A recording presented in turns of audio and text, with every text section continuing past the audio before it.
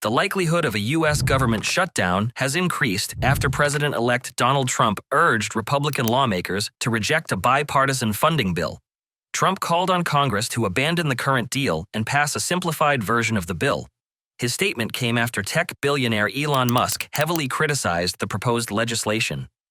Republican House Majority Leader Steve Scalise stated on Wednesday night that the bill was no longer viable following Trump's denunciation.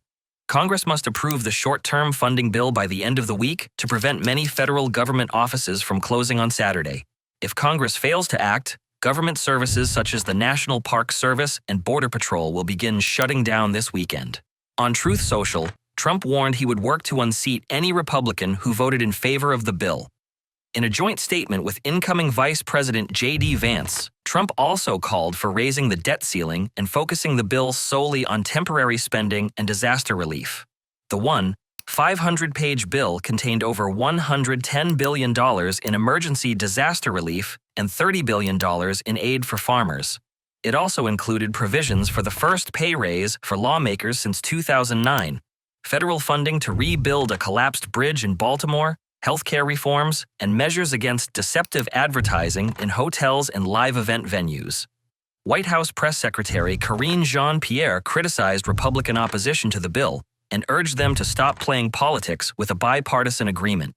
She warned that a government shutdown would harm hard-working Americans and destabilize the country. Jean-Pierre emphasized that the Republicans should honor the agreement and avoid damaging families by triggering a shutdown.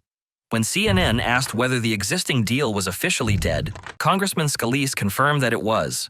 He noted that no new agreement was in place and that negotiations were ongoing. They've already negotiated the bill. The bill, and they've got Democratic support. So put it on the floor and let the votes fall where they may. Ignore Trump and ignore Musk on this, because they're going to shut the government down. Otherwise, Musk and Trump are going to shut it down.